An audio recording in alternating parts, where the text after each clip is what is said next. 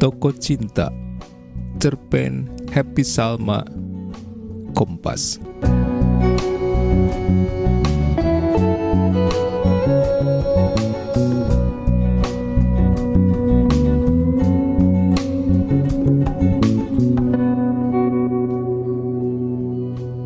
Seorang perempuan bernama Bunga. Dia memang suka sekali bunga dan kawan-kawannya sering menertawakan kesukaannya itu. Aneh, kata mereka, bunga suka bunga, seperti jeruk makan jeruk. Tapi sebenarnya bagi bunga, merekalah yang aneh. Kawan-kawannya itu para budak cinta.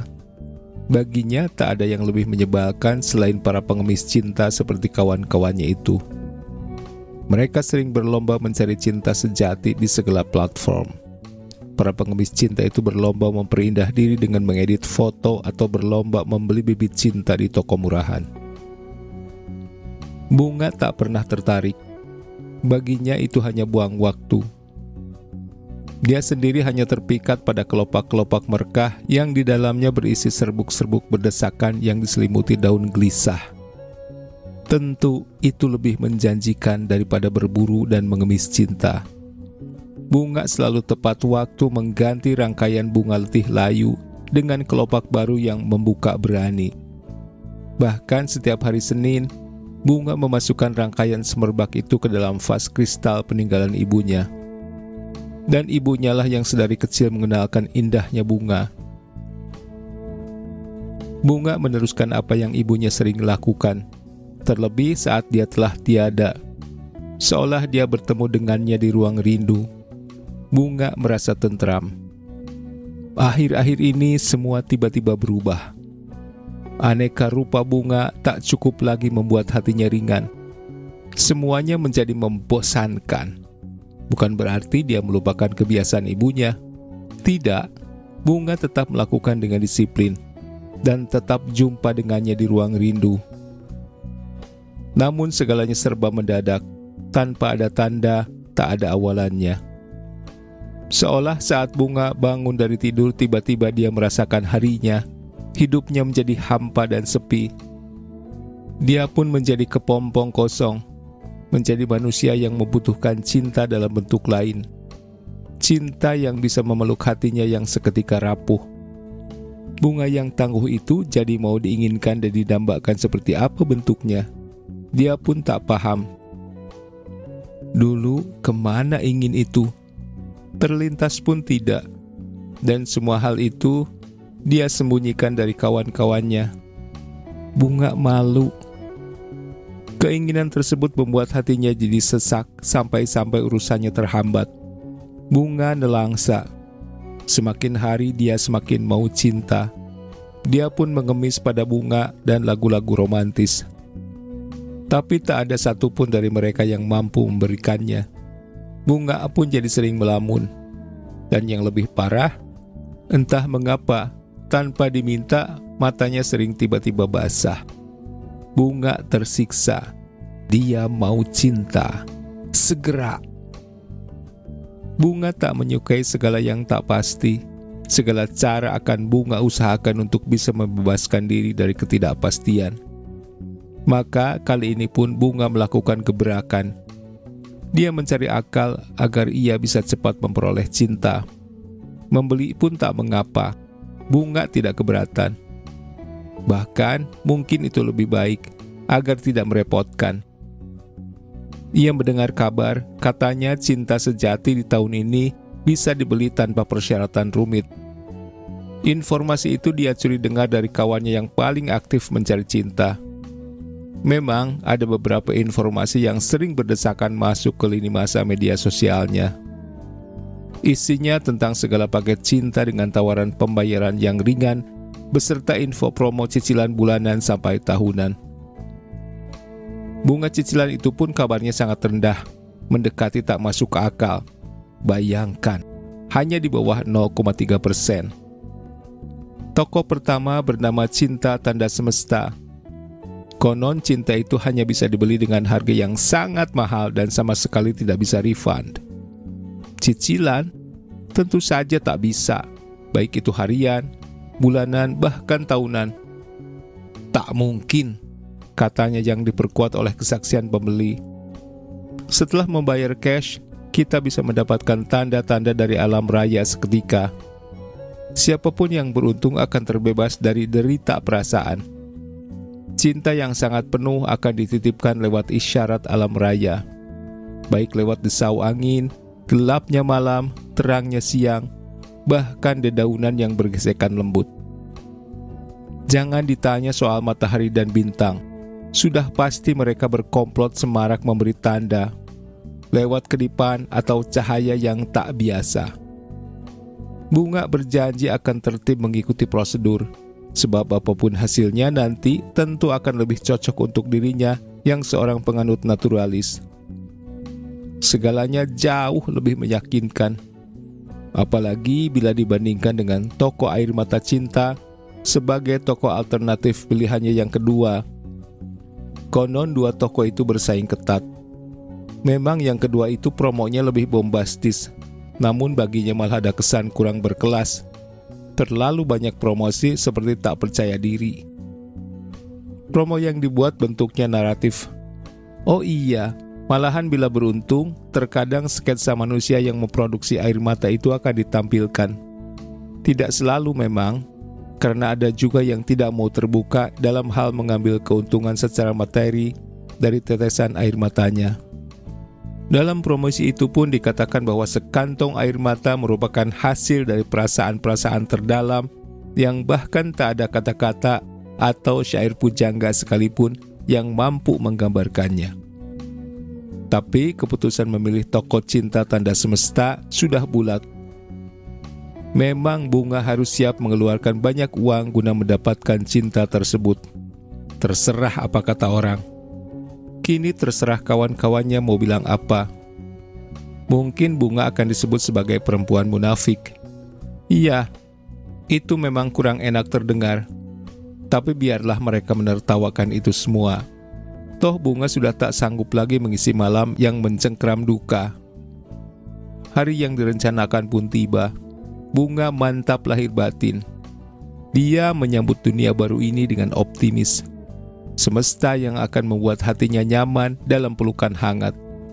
Terbayang kelak pipi pucatnya akan segera merona jingga. Kolagen paling alami itu pun kelak akan jadi miliknya, membuat dirinya yang cantik semakin cantik, muda, dan tahan lama. Bunga akan memperoleh cinta yang memberinya tidur nyenyak. Cinta yang membuatnya bergairah menghadapi mimpi dan tujuan. Jalanan lengang seolah memberikan kemudahan untuknya. Berbalut pakaian terbaiknya, tak sampai 30 menit, sampailah Bunga di toko cinta tanda semesta. Toko tersebut nampak senyap. Mungkin itu karena Bunga datang terlampau cepat. Hanya ada satu pelayan di sana. Pelayan yang ramah dan menyambutnya sopan. Dia wangi sabun mandi. Segalanya di toko itu begitu teduh dan melenakannya. Ada rangkaian bebungaan di meja tamu dengan hiasan lumut yang terhampar seperti karpet empuk yang dikelilingi rangkaian melati. Ada juga beberapa batang bunga tulip bercampur bunga lain yang tak dikenalinya. Yang menarik adalah ranting harum melingkari meja marmer tersebut. Tanpa buang waktu, segeralah Bunga menyampaikan tujuan kedatangan sambil bersiap mengeluarkan uang supaya dia mendapatkan paket cinta sejati yang paling mahal dan langka. Tetapi belum juga tuntas maksud yang dituju, sang pelayan memotong ucapannya sopan. Setelah itu dia menerangkan sebuah hal yang membuat Bunga terpaku. Dadanya berdegup tak menentu. Maaf sekali, memang sudah 2 bulan stok kami habis. Permintaan dalam tahun ini begitu membludak. Nah, mungkin Nona bisa menuliskan nomor antrian untuk waiting list. Tapi memang agak panjang daftar kami. Dalam seminggu ini saja, ada 2 lelaki dan perempuan muda, bahkan yang tua sekali telah rela membayar 2-3 kali lipat agar didahulukan bila stok cinta dari semesta kembali datang. Bunga akhirnya pamit. Kontai dia berjalan keluar dari toko cinta tanda semesta dengan membendung air mata. Bunga hampir frustrasi. Akhirnya dia berjalan tertatih hingga kelelahan. Dan di saat sekitarnya nampak berwarna abu-abu, angin yang gusar meniup wajahnya. Dingin. Saat bersamaan, seketika kedua matanya tertuju pada sebuah tempat sampah yang nampak tak lazim. Tempat sampah itu dikelilingi bunga sedap malam, lengkap dengan kelopak yang penuh dan gemuk. Ada garis-garis grafiti halus berwarna mega menjadi corak tempat sampah itu. Tempat sampah tak lazim itu memiliki magnet yang menarik bunga untuk lekas membuka penutupnya yang ringan terbuat dari plastik.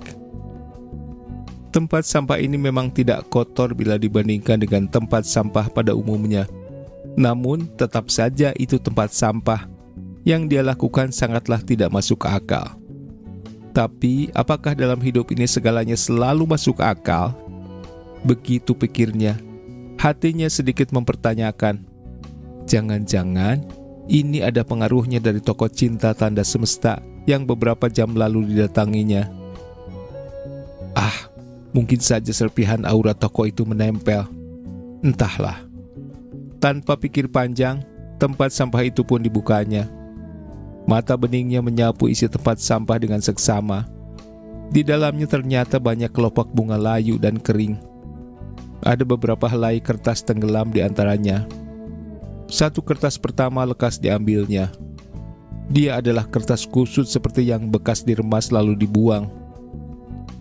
Bunga membukanya, membacanya, tapi itu hanya sebuah surat yang urung dilanjutkan oleh si pembuatnya.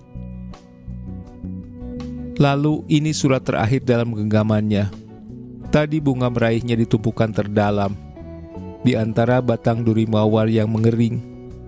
Dia merupakan surat yang digulung rapi dan diikat pita berwarna hijau tua. Entah mengapa belum juga dibuka. Jantungnya berdegup-gugup. Bunga sempat diam beberapa detik karena bingung.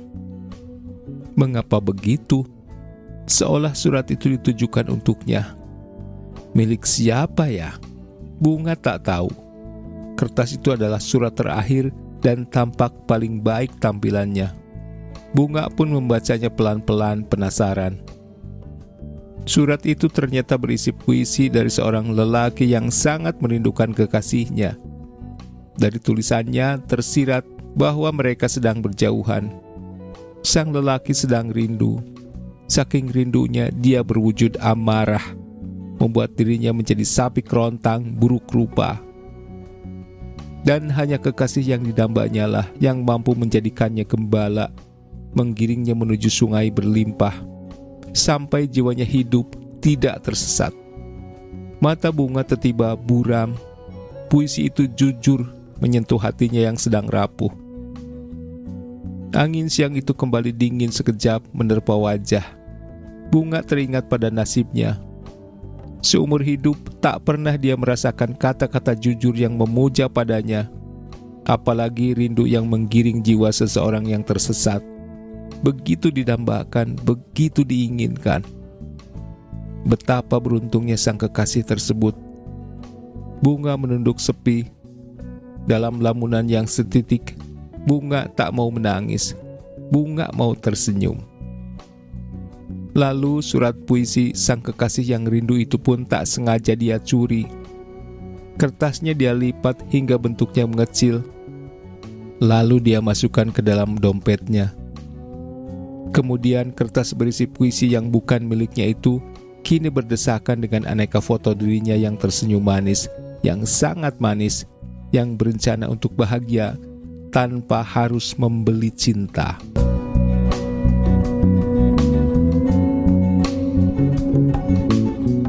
Terima kasih sudah menyimak. Tata dan Mihaja pamit. Selamat menikmati hari yang menyenangkan.